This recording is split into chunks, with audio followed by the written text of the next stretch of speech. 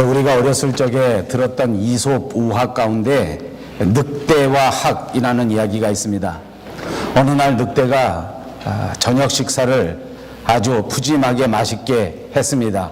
그 말은 산에 있는 짐승 하나를 잡아서 아주 알뜰하게 다 잡아 먹었다는 말입니다. 그냥 너무 맛있게 저녁을 잘 먹다가 그만 뼈채 삼켜버려서 그 짐승의 뼈가 목에 걸리게 된 것입니다. 아무리 뽑으려고 별의 별수를 다 썼는데 그 목에 걸린 뼈가 뽑히질 않는 것입니다. 그래서 오랜 시간 동안 크게 고생을 하고 있는데 마침 옆에 학이 지나가고 있었습니다. 이제 이 늑대가 너무 다급해서 이복의 학씨, 잠깐 여기 좀 멈춰서 내 사정 좀 봐주게.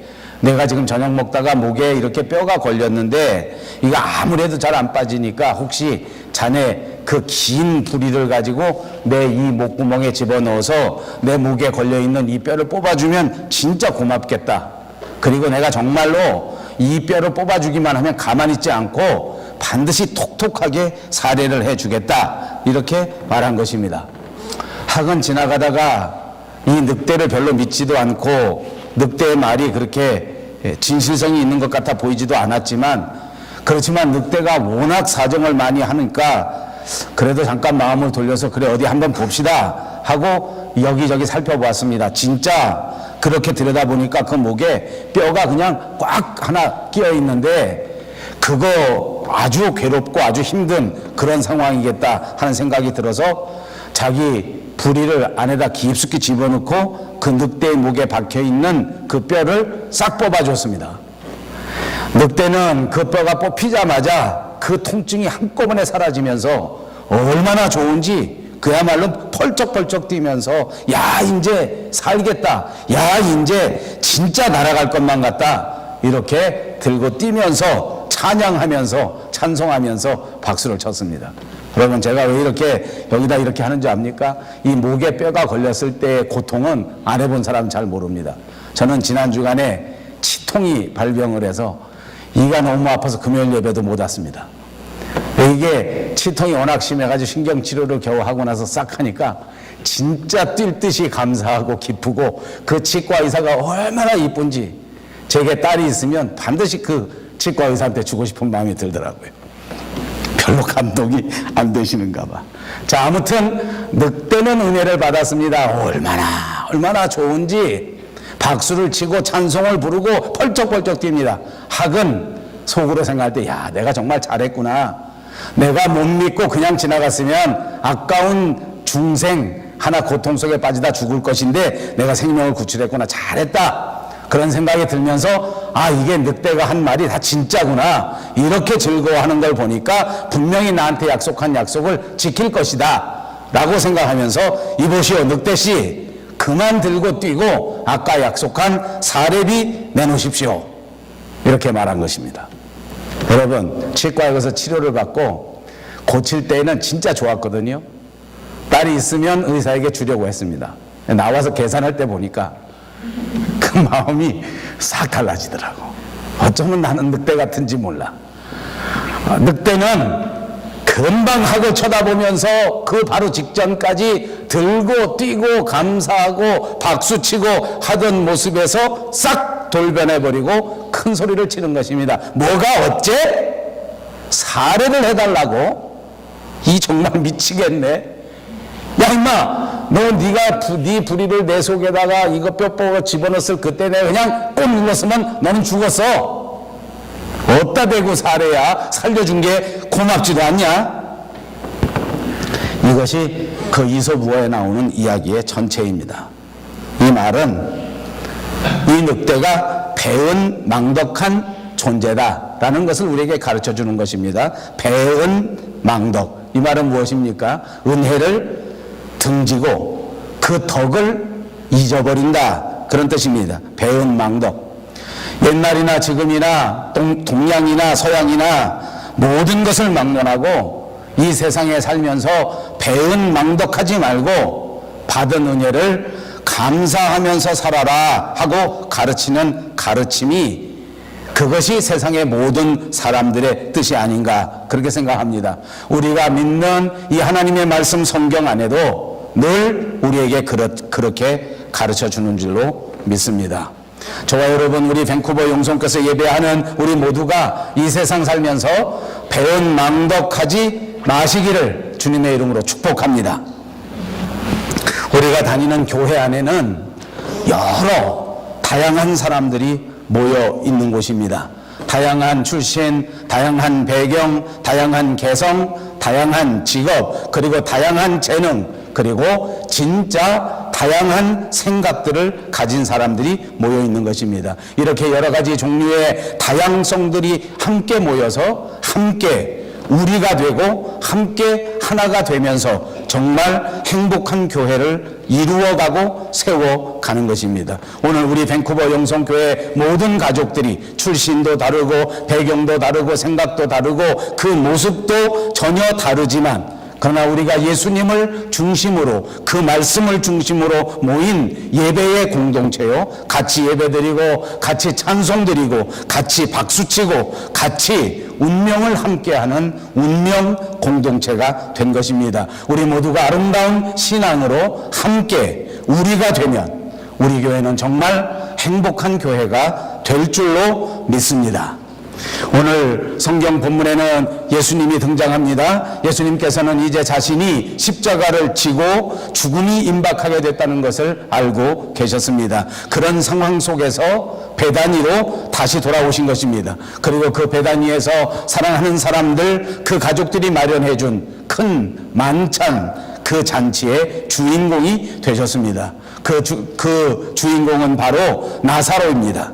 나사로라고 하는 사람은 죽었다가 다시 산 사람 아닙니까? 우리가 지난 주간 본 것처럼 그는 죽은 지 나흘이나 된 다음에 완전히 썩어져가는 상황 속에서 예수님의 말씀 앞에 다시 부활이라고 하는 생명을 선물로 받았던 사람입니다. 그리고 그 가족 마르다와 마리아는 이 모든 기적 가운데 가장 가까운 곳에서 예수님을 체험한 사람입니다. 가뜩이나 예수님을 섬기고 가뜩이나 예수님을 가까이 했던 사람들이었는데, 이런 엄청난 사건이 있고 난 다음에 이 가족들과 예수님은 정말 더 가까운 사이가 되었습니다. 그리고 이 가족들이 예수님을 생각하는 것은 차로 말로 다 표현할 수 없을 정도로 극진한 마음이 된 것입니다.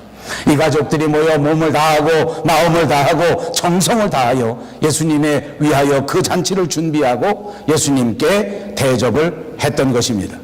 모두가 다 준비합니다. 모두가 각자의 최선을 다하여 예수님을 모실 준비를 하고 예수님을 대접할 준비를 하는 것입니다. 그런데 오늘 이야기 너무 유명한 이야기 아닙니까? 그 중에서 예수님에게 가장 위대한 존경, 그리고 예수님에게 가장 위대한 감사를 준비하고 그 감사를 표현한 사람은 바로 향유를 부은 마리아였습니다. 마리아는 나드 향유 한 옥합 500밀리나 되는 값비싼 향유를 아낌없이 예수님에게 부었습니다. 그것도 그 귀한 향유를 머리에 부은 것이 아니라 예수님의 발치에 붓고 자기 머리카락으로 예수님의 발을 씻긴 것입니다.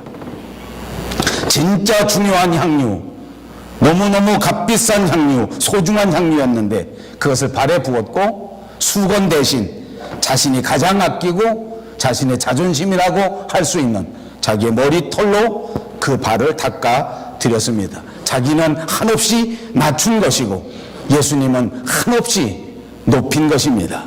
예수님이 얼마나 존귀하신 분이었는가 하는 것은 바로 이 마리아의 헌신, 마리아의 행동을 보면서 우리가 깨달을 수 있습니다. 이것은 존귀하신 주님에게 어울리는 그런 표현이요, 그런 사랑이요, 그런 감사였습니다. 그러나 예수님의 제자 가운데 가룟 유다, 회개를 맡았던 사람, 정말 똑똑한 사람 가룟 유다는 이 대목에서 이렇게 지적합니다. 이 값비싼 향유를 팔아서 더 좋은 곳에 쓰지 않고 지금 이렇게 하는 것은 부적절한 용도의 부적절한 사용이다. 낭비요, 허비한 것이다. 이렇게 간주한 것입니다. 여러분, 귀한 분에게 귀한 것을 드리는 것은 절대 허비가 아니고 낭비가 아닐 것입니다. 그런데도 불구하고 이 가룟 유다는 가난한 자들을 위한 구제라고 하는 명분을 내세워서 자기의 생각에 정당성을 주장합니다. 그러나 여러분, 깊이 살펴보면 가룟 유다는 평생토록 가난한 자를 구제한 일도 없고 가난한 자를 위하여 봉사한 적도 없고 그런 일에는 애초에 관심도 없는 사람이었습니다. 그러므로 그의 지적은 요즘 흔히 말하는 지적질에 불과한 것입니다. 참고할 가치가 없습니다. 생각할 가치도 없습니다. 여러분, 오늘 우리가 잘 아는 이 이야기의 등장인물의 주인공을 찾는다고 하면 그것은 나사로일 것입니다. 이 삼남매 중에 제일 나이가 많은 연장자 오빠였기도 했고, 그리고 말씀드린 것처럼 오늘 이 잔치를 배설하게 된 그 가장 중요한 동기를 제공해 준 사람이 바로 나사로였기 때문입니다. 죽었다가 다시 살아난 사람입니다. 여러분, 죽었다가 다시 살아났으니 이 사람의 마음이 어떻겠습니까? 얼마나 감동과 감격이 넘쳐나겠습니까? 주님의 말씀을 듣고 그는 다시 살아난 사람입니다. 주님의 말씀에 이 놀라우신 능력을 그야말로 그대로 체험한 사람입니다. 주님의 말씀은 능력이 충만하셔서 이 세상에 그 어떤 것도 감당할 수 있는 힘이 있다고 하는 사실을 꼭 믿으시기를 바랍니다. 오늘 이 나사로에게 주어진 하나님의 말씀이야말로 죽음도 굴복시키는 위대한 능력의 말씀이었던 것을 믿습니다. 나사로는 이 능력을 힘입었습니다. 나사로는 이 은혜 때문에 이제 예수님 앞에 감사할 수밖에 없었고, 나사로는 이 은혜 때문에 이제부터 예수님을 따라다닐 수밖에 없었습니다. 그날도 나사로는 예수님을 따라다녔습니다. 그날도 나사로는 예수님의 곁에 앉았습니다. 그래서 성경이 말하기를 그날도 나사로는 예수님 곁에 앉은 자 중에 있었다고 했습니다. 그 시간도 예수님께서 하시는 말씀에 귀를 쫑긋 기울이면서 그 말씀 한 절도 놓치지 않으려고 노력했습니다. 예수님의 말씀에는 하나님의 능력이 있었는데 나사로는 체험으로 그것을 아는 사람이었습니다. 그러므로 그는 절대로 이 말씀을 소홀히 할 수가 없었던 것입니다. 그래서 말씀에 귀를 기울이고 그 말씀이 무엇을 말하는지 열심히 듣고 있었습니다. 자, 이렇게 주인공인 나사로가 등장하고 또 다른 사람은 바로 마르다, 그리고 또 다른 사람은 막내 동생 마리아였습니다. 마리아는 아까 말한 것처럼 예수님에게 가장 적합한 가장 훌륭한 헌신과 봉사를 드린 인물입니다. 그들은 모두가 다 그 배경이 다릅니다. 나사로는 이와 같이 큰 체험을 가졌던 사람이요, 마리아는 이처럼 아름다운 헌신을 드린 사람이고, 마르다는 또 다른 측면에서 하나님 앞에 헌신한 사람입니다. 저는 오늘 또 다시 한번 새로운 시각으로 이 이야기를 해석해 드리려고 합니다. 우리 모두가 다 다양한 배경을 가졌기 때문에 우리는 모두가 다 우리의 신앙생활에서 서로 다른 모습을 보여준다는 말입니다. 우리 안에는 체험을 가진 사람이 있습니다. 그래서 체험 신앙을 경험하고 그 체험 신앙 때문에 말씀에 붙잡혀서 사는 나사로와 같은 사람이 있다는 말입니다. 그런가 하면 우리들 가운데에는 하나님 앞에 아름다운 헌신을 드릴 수 있는 마리아 같은 사람들이 있습니다. 그런가 하면 우리 안에는 마르다처럼 하나님의 일에 묻혀 사는 사람들도 있다는 말입니다. 여러분, 우리 밴쿠버 영성교회는 특징을 가지고 있습니다. 여러 가지 특징 가운데 우리 교회는 말씀을 소중하고 귀하게 생각하는 교회입니다. 예배 시간에 말씀이 얼마나 중요한지 예배 시간 중에 절반 정도가 말씀을 선포하는 말씀 설교의 시간입니다. 그것이 우리가 얼마나 말씀이 중요한 것인가, 그리고 이 설교의 능력이 어떤 것인가 하는 것을 분명히 알기 때문에 그렇게 하는 것입니다. 그런데 정말 안타까운 것도 있습니다. 그것은 이렇게 위대한 능력을 가진 하나님의 말씀, 이 말씀도 사랑하는 성도님 여러분들이 마음문을 열고 귀를 쫑긋 열고 듣지 않으면 아무리 하나님의 말씀이 쏟아져 내려도 그것이 별로 소용이 없는 것 같습니다. 저는 이 대목에 있어서 신학적으로 많은 고민을 하고 있습니다. 하나님이 절대적인 주권을 가지고 있는데 목사가 아무리 설교를 못해도 하나님이 분명히 성령이 역사하셔서 사람들의 마음에 감동을 주고 사람들의 마음을 새롭게 하고 사람들의 신앙생활을 분명히 변화시켜 줄 것이다. 저는 그렇게 분명히 믿고 있습니다. 그래서 교인들이 졸거나 말거나 열심히 설교를 하는 것입니다. 교인들이 딴짓을 하거나 말거나 열심히 최선을 다해서 설교를 하는 것입니다. 여러분, 이해하시고 들으십시오. 저는 분명히 그렇게 믿고 있는데 우리 중에 조금 진보적인 신학자들은 이렇게 말합니다. 아무리 설교 열심히 해도 교인이 마음 문을 열지 않으면 아무것도 아니다. 제가 진보적인 신학자, 조금 자유주의적인 신학자 무지하게 싫어합니다. 그러나 요건 맞는 것 같습니다. 제가 목회를 해보니까 그런 것 같아요. 거부하면 은혜를 주시지 않는 것 같더라고요. 마음 문을 닫아버리면 하나님도 은혜를 주시지 않는 것 같아요. 여러분, 제가 체험하면서 보니까 그게 너무너무 분명해요. 하나님께서는 마음 문을 활짝 열고 은혜 받고자 하는 자에게 은혜를 주시는 분인 것을 믿으시기를 바랍니다. 여러분, 제가 이 말 왜 하는지 압니까? 우리가 신앙생활하는 동안에 은혜가 얼마나 중요한 것인지, 매일매일 살아가면서 목회 생활하면서 너무너무 분명하기 때문에 그렇습니다. 여러분, 은혜를 받아야 봉사를 하게 되어 있는 것입니다. 여러분, 은혜를 받아야 봉사하게 되고 은혜를 받아야 봉사할 때 기쁨이 있는 거예요. 은혜를 받지 못하면 어떻게 되는지 압니까? 대부분 일을 하지 못합니다. 은혜가 없으니까 일을 안 해요. 교회를 다니는데 은혜가 없으니까 교회 일에는 관심이 없는 겁니다. 일을 하지 않습니다. 제가 목회를 한 20, 30년 해보니까 또 조금 안타까운 게 하나 있습니다. 은혜를 받았는데 미적지근하게 받은 사람이 있어요. 그건 뭔지 압니까? 교회 다니면서 일을 해요. 은혜를 받았으니까 일을 해. 근데 조금 은혜를 수상쩍게 받았기 때문에 기쁨이 없어.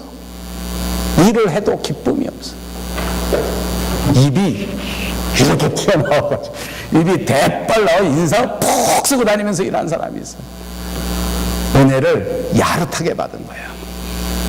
받으려면 진짜를 받아야 되는데 짝퉁 은혜를 받은 거야. 봉사를 해도 기쁨이 없더라고요. 수고를 해도 기쁨이 없는 사람이 있어. 여러분, 은혜 없으면 헌신이 안 돼. 은혜가 있어야 헌신이 되는 거예요. 은혜가 없이 교회 다니면 교회 다니는 게 짐이야. 예배 시간 나오는 게 짐이야. 1시간 지키는 게 짐이야. 앉아있는 게 다 부담이야. 여러분, 그러나 은혜를 받으면 어떻게 되는지 압니까? 교회 오는 게 기쁨입니다. 여러분, 교회 올 때 기쁘십니까? 아멘. 억지로라도 아멘 하시길 바랍니다. 여러분, 교회 나와서 예배 드리는 게 기쁘십니까? 아멘. 기쁜 것 같아요. 기쁜 것. 억지로라도 시켜야 돼. 한번 기쁜 표정 좀 지어봐. 야릇한 표정 짓지 말고 기쁜 표정 지어봐. 기쁜 표정이 막 충만하게 나오시기를 주님의 이름으로 축복합니다. 은혜가 그래서 중요한 거예요. 은혜를 받아야 돼. 은혜를 받으면 언제나 기뻐요. 봉사할 때도 기뻐요. 헌신할 때도 기뻐요. 희생할 때도 기뻐요. 예배 드릴 때도 기뻐요. 이 세상 모든 일에 기쁨이 충만하게 되는 것입니다. 여러분, 오늘 이 잔치에서 마르다를 먼저 이야기해 보겠습니다. 이 잔치는 무슨 잔치입니까? 은혜 받은 이 가족이 예수님 앞에 너무너무 감사해서 준비한 잔치입니다.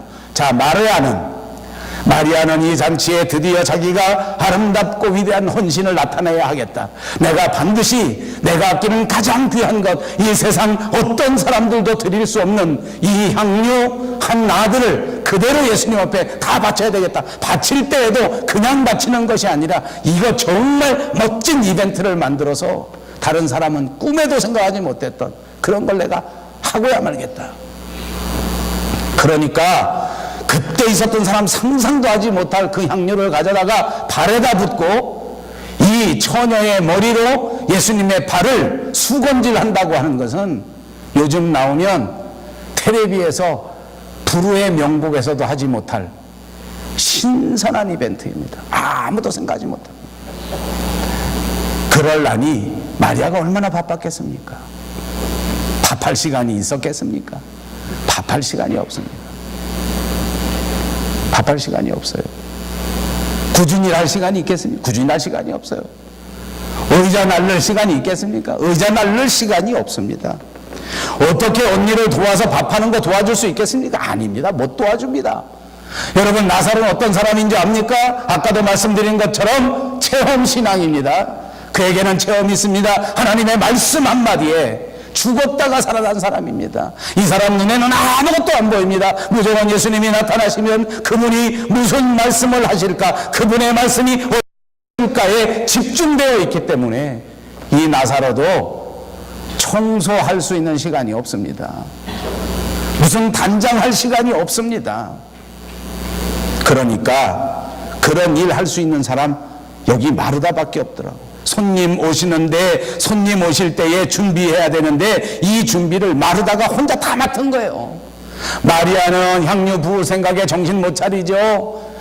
이 또 나사로는 체험이라고 예수님 오실 때 그냥 창문 밖에만 내다보고 아무것도 하고 있지 않죠. 거기다 예수님의 제자들이란 자들도 아무도 와서 도와주지 않죠. 그러니까 마르다가 혼자서 이걸 다 준비하는 거예요. 청소하고 설거지하고 시장 보고. 여러분, 제가 이 말 왜 하는지 압니까? 우리 한국교회에서는 이 대목을 보면서 마르다는 일에만 빠져서 진짜 중요한 것을 놓친 여자다, 이렇게 설교하시는 분이 참 많습니다. 저도 그렇게 설교했었습니다. 저는 이 요한복음을 강의하면서 옛날 제가 설교했던 시각을 전부 바꾸어서 새롭게 하고 있습니다. 얼마나 회개가 되는지 몰라. 옛날에는 교회에서 이 예배 시간에 예배 잘하지 않고 그냥 일만 열심히 하러 다니는 사람들이 미워서 내가 더 많이 그래서 일만 많이 하면 복 못 받는다, 마르다는 아무것도 아니다. 근데 제가 20년 30년 살아보니까, 그리고 교회 담임 목사를 해보니까, 여러분, 교회 진짜 중요한 사람은 일하는 사람이에요. 아무리 영적 사역이라고 해도 일을 해야 돼. 밥을 해야 먹을 거 아니야. 청소를 해야, 정돈을 해야 예배를 준비하고 정돈을 해야 예배가 은혜롭게 맞춰질 거 아니에요. 우리 교회는 더군다나 밴쿠버의 서양교회를 빌려 쓰는 교회입니다. 제가 이 교회에 온 지가, 우리 교회가 지금 8년 넘어가는데 그동안 받은 노티스를 다 보니까 한 10개 정도 되는 것 같아요. 옛날에 1년 반 있을 때 저쪽에서는 1년 반 있을 동안에 노티스 한 30개 받았습니다. 여기 가서 정말 안 받는 거예요. 1년에 한두 개밖에 안 받아요. 너무너무 감사해요. 받아도 얼마나 별로 중요한 게 없어요. 사실은 우리 교회에서 노티스 받기 시작하면 끝이 없을 겁니다. 왜냐하면 저 바깥에 아이들 놀고 있는 저 놀이터, 저거 아주 노티스 투성입니다. 왜냐하면 저거는 우리 교회 것도 아니고 사실은 저 데이케어 재산이거든요. 우리가 마음 놓고 문 열고 막 씁니다, 애들하고. 저도 우리 교회 어린아이들이 저기 액세스하지 못하는 게 불쌍해서 그냥 놔둡니다. 근데 그 뒷정도를 얼마나 깨끗하게 잘하는지 노티스 안 먹습니다. 우리 교회가 오래된 교회가 돼서 이 문 단속하기가 어렵습니다. 열심히 닫고 가도 또 열면 열립니다. 저쪽 문도 맨날 망가져서 열렸다 안 열렸다 합니다. 한 번만 안 열리면 이 온 교회가 막 난리가 납니다. 저녁 예배가 끝나면 그거 하고 가요. 여러분, 예배 시작하면 우리는 우리 교회 간판이 없습니다. 지나다니는 사람들이 보라고 예배 시간 전에 누군가 먼저 와서 바깥에다 현수막을 붙입니다. 저 현수막을 8년 동안 붙였다 띄었다 하는 바람에 저 벽에 가면 위대한 상처들이 끝이 없습니다. 벽에, 이 교회 벽이 전부 빵국투성이에요. 난 나중에 나갈 때 저거 어떻게 해줄까 큰 걱정이에요. 저거 나무 다 갈아줘야 돼요. 저쪽 일대에 가면 다 뚫어펴졌어요. 저희가 초창기 한 2, 3년 동안은 여기다 현수막 걸고 했습니다. 현수막 한참 걸고 여기 보니까 어느 날 보니까 여기서 다 고쳤더라고요. 여기도 또 앞비를 꽂아가지고 구멍이 얼마나 많이 난지 그 다음부터 여기다 그걸 못 꽂습니다. 여러분, 교회는 일꾼이 중요해요. 눈에 보이지 않는 일이 많아요. 마르다 같은 사람이 없었다면 그날 잔치 베풀지도 못했어요. 그날 위대한 헌신, 그 이벤트 열어보지도 못했어요. 그러니까 마르다보다 마리아가 중요하다, 마르다는 헛고생한 거다. 아니요, 그건 정말 유치한 해석입니다. 여러분, 주님은 아무 말씀하시지 않았지만 오늘 이 잔치가 어떻게 벌어졌는지, 오늘 이 잔치가 어떻게 준비되었는지, 오늘 이 잔치를 위하여 어떤 사람이 얼마나 땀을 흘리고 수고하고 희생했는지에 대하여 너무나 잘 알고 계시는 줄로 믿습니다. 조심할 것은 일하는 사람들, 우리 교회 안에도 이런 분들이 있습니다. 이름 없이 빚도 없이 누가 칭찬해 주지도 않고 누가 알아주지도 않는데 열심히 일하는 분들이 있습니다. 그러나 조심할 것은 이렇게 열심히 일을 하다 보면 일이 너무 힘들기 때문에 까딱하면 불평이 나올 수 있습니다. 왜 나만 혼자 일을 하나? 왜 다른 사람은 안 도와주나?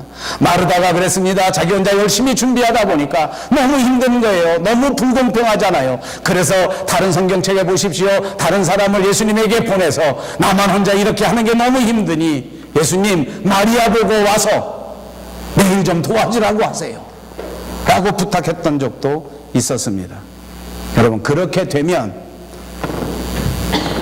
그좀 문제가 있는 것입니다. 아까도 말씀드린 것처럼 예수님은 이걸 다 알고 계신다는 것입니다. 여러분, 제가 목사를 해보니까요, 교회는 재밌는 특징이 하나 있더라고요.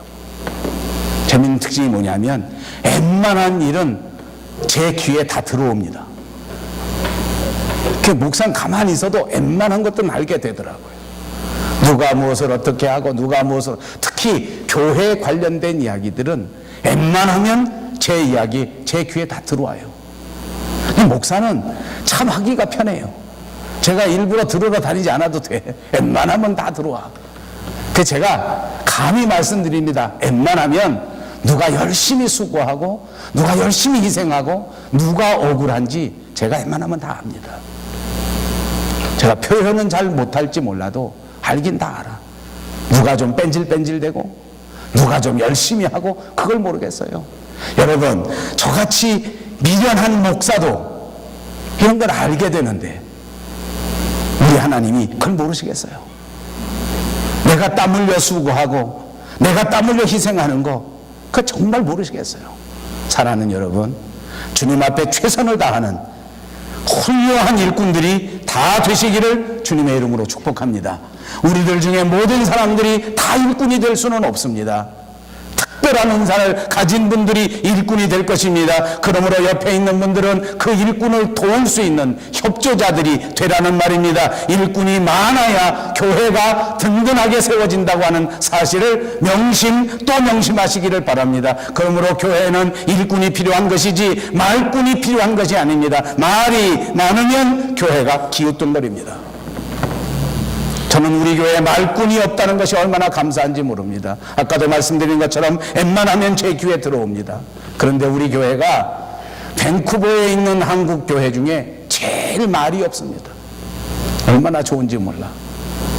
말할 줄 몰라서 못하는 거야 지금. 영어를 할 줄 알아야 말을 하지. 계속 말을 못하길 바래. 말꾼이 많으면 교회가 시끄러워. 일꾼이 많아야 교회가 든든해지는 거예요. 회방꾼이 많으면 교회가 들썩들썩거립니다. 그러나 일꾼은 많을수록 좋습니다. 사랑하는 여러분, 모두가 다 일꾼 되시기를 다시 한번 주님의 이름으로 축복합니다. 그날 이 나사로의 이 베다니 사건 속에는 마르다의 마르다의 수고가 있었습니다.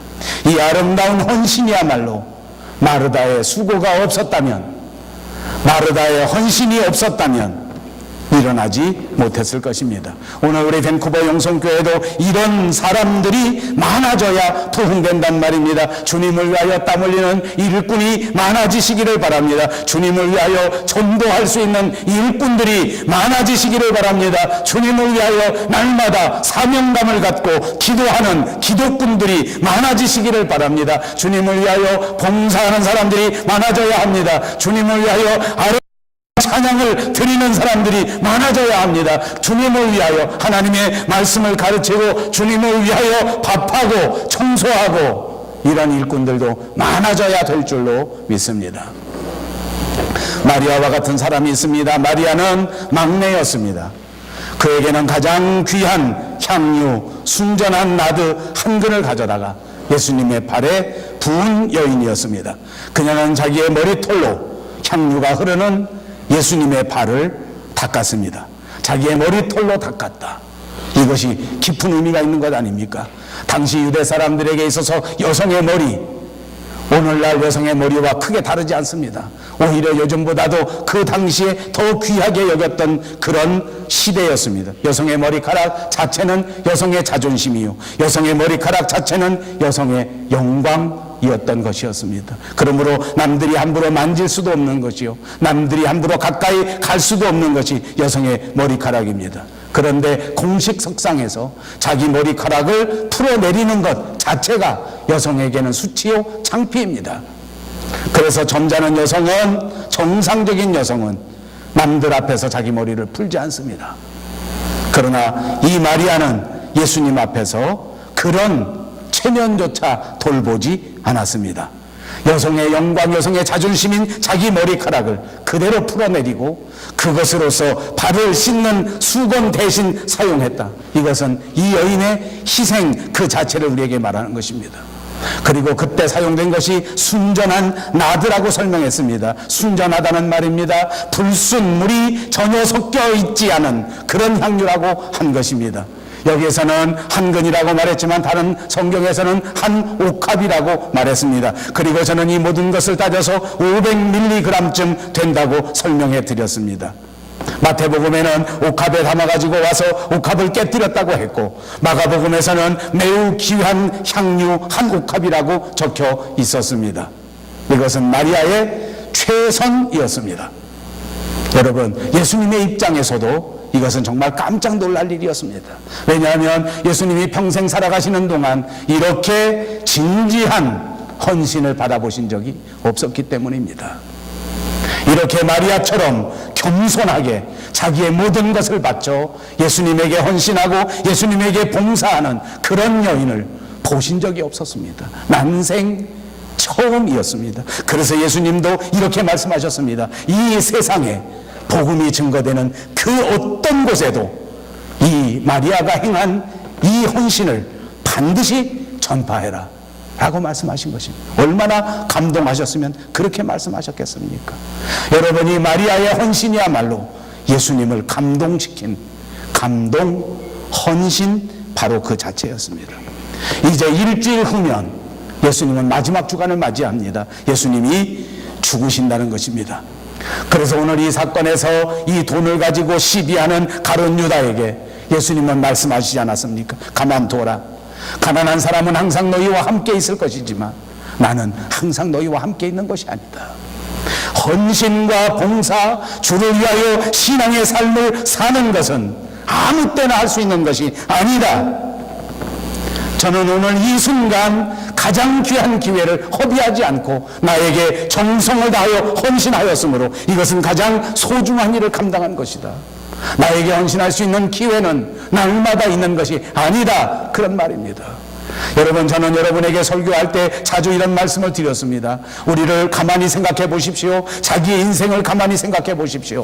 우리가 하나님 앞에 부름받아 이 땅 태평양 건너편에 와서 여기와 우리 밴쿠버 영성교회를 세워갈 수 있는 이 기회, 이것은 내가 하고 싶어서 할 수 있는 일은 아닙니다.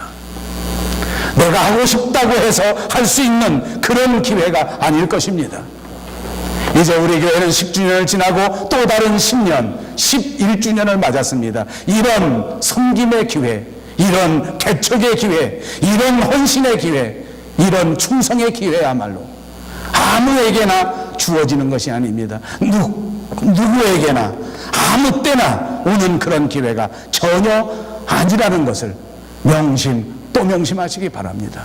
올해는 2015년에 우리 교회 새로운 일꾼들을 임명하였습니다. 사랑하는 여러분, 여러분들에게 주어진 그 사명이 아무 때나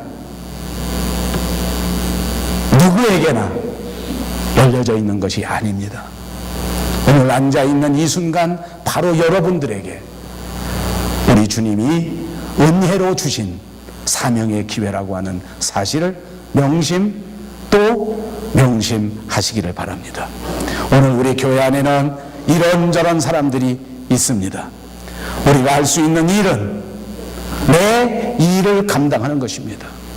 우리 가운데에는 다양한 사람들, 다양한 모습으로 있습니다. 더구나 우리 주님은 이 다양한 사람들에게 이 다양한 모습으로 이 다양한 모든 충성을 다 영광으로 받으시는 분이 우리 주님이신 줄로 믿습니다.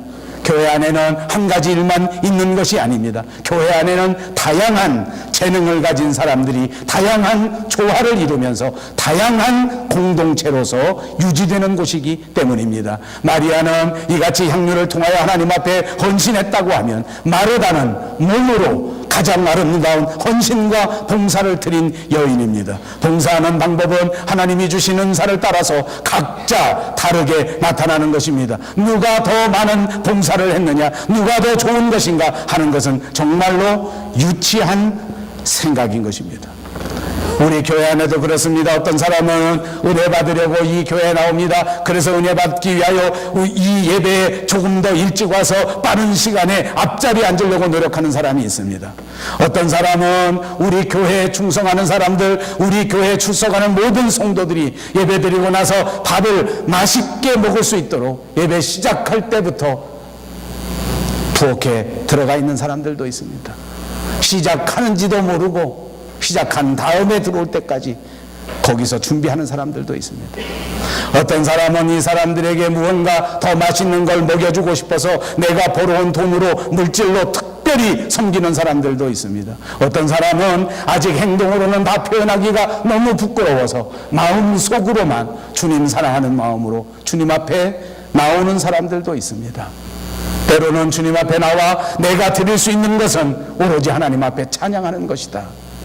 아까운 시간을 쪼개고 중요한 시간을 쪼개서 주님 앞에 나와 찬양하는 찬양단들도 있습니다. 청소하는 사람들, 봉사하는 사람들, 이 모든 사람들이 오늘 우리 교회를 세워 나가는 것입니다. 이 모든 사람들이 함께 우리가 되어 서로 격려하고 서로 사랑하고 서로 도와주면서 하나님의 교회를 아름답게 세워갈 때에 우리 하나님께서 큰 영광을 받으실 줄로 믿습니다. 사랑하는 여러분, 우리는 인생을 살면서 우리의 주어진 모든 것들을 사용하면서 살아가는 것입니다. 우리가 사용하는 것 중에는 올바르게 사용하는 것이 있고, 우리가 사용하는 것 중에는 잘못 사용하는 것이 있고, 우리가 사용하는 것 중에는 때로는 안타깝지만 낭비하거나 허비하는 것도 있습니다. 낭비가 무엇입니까? 필요하지도 않는데 사용하는 것을 낭비라고 말하는 것입니다. 소비는 무엇입니까? 필요하니까 사용하는 것을 소비라고 하는 것입니다. 하나님의 교회에서 헌신하는 것도 있습니다. 헌신은 무엇입니까? 우리 믿는 사람들이 하나님 앞에 아무 조건 없이 드리는 것입니다. 세상에 살면서 낭비는 누구나 하고 살아가고 있습니다. 세상에 살면서 소비하지 않는 사람은 없습니다. 필요할 때에는 누구나 그렇게 쓰면서 삽니다. 그러나 여러분, 헌신은 아무나 하는 것이 아닙니다. 믿음이 있는 사람만이 헌신할 수 있는 것입니다. 주님을 뜨겁게 사랑할 수 있는 사람만이 헌신하는 것입니다. 여러분, 오늘 주님은 이 세상에서 주님 앞에 헌신하는 헌신자를 찾고 계시는 줄로 믿습니다. 우리 밴쿠버 영성교회는 더더욱 뜨거운 사랑의 마음을 갖고 주님 앞에 헌신할 사람을 필요로 하고 있습니다. 자원적으로 헌신하는 사람, 최선으로 헌신하는 사람, 하나님 앞에 아무것도 아까워 않을 수 있는 사람, 세상의 그 어떤 비방도 그 어떤 욕설도 다 견뎌내면서 하나님 앞에 끝까지 설 수 있는 헌신자, 하나님 앞에 아무 더러운 것이 없이 순수하게 믿음만 붙들고 살아갈 헌신자, 받은 바 은혜를 배은망덕하지 아니하고 끝까지 감사하며 주님 앞에 드릴 수 있는 헌신자. 여러분, 오늘 우리는 주님 앞에 이러한 헌신자가 꼭 될 수 있기를 바랍니다. 우리는 예수님에게 은혜 받은 사람이요, 우리는 예수님께서 붙잡아 주시는 예수님의 사람이라고 하는 의식을 분명하게 가지고 살아가시기를 바랍니다. 우리 마음의 중심에 주님을 가장 귀한 곳에 모시고 향유 옥합을 드렸던 그 마리아처럼 예수님을 가장 사랑하고 예수님의 말씀의 체험을 가졌던 나사로처럼 하나님의 말씀에 집중하고 이 모든 일들을 가능하게 했던 진정한 일꾼 마르다처럼 주님 위하여 충성할 수 있는 저와 여러분 모두가 되시기를 주님의 이름으로 축복합니다.